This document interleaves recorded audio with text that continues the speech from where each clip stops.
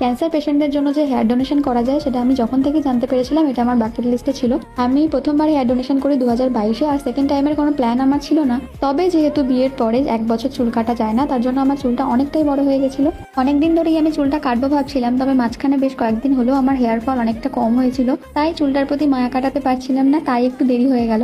আমি এর আগে যেখানে হেয়ার ডোনেট করেছিলাম সেখানের ক্রাইটেরিয়াতে ছিল যে মিনিমাম 12 ইঞ্চ লাগে। তার জন্য আমি স্কেল দিয়ে মেপে সেই অনুযায়ী চুলটা বেঁধে নিয়েছিলাম। আগের বারেও আমি চুলটা নিজে নিজেই কেটেছিলাম। বরাবরই আমার ছোট চুল পছন্দ, আমি চুল একদমই বাড়াতে পারি না। একটু বড় হলেই আমার কখন কাটবো মনে হয়। এবারের কারণটা তো বললামই, আর আগের বারে বড় করেছিলাম হেয়ার ডোনেট করার জন্যই।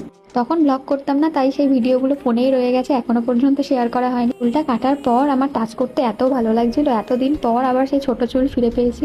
চুলটা এদিক ওদিক থেকে বেশ খানিকটা এবড়ো খেবড়ো ছিল, তাই আমার মা একটুখানি সমান করে দিচ্ছিল। না, এখানেই শেষ নয়, এরপরে আমি সামনেটা নিয়েও কিছুটা এক্সপেরিমেন্ট করব। আর এটা আমি শিখেছি ইউটিউব দেখে। বহুদিন হয়ে গেছে আমি কোনো স্যালনে যাই না চুল কাটতে। 2021 সালে আমি যখন কর্মসূত্রে কলকাতায় থাকতাম, লাস্ট আমি তখনই গেছিলাম, তবে সেটা হেয়ার কালার করাবো বলে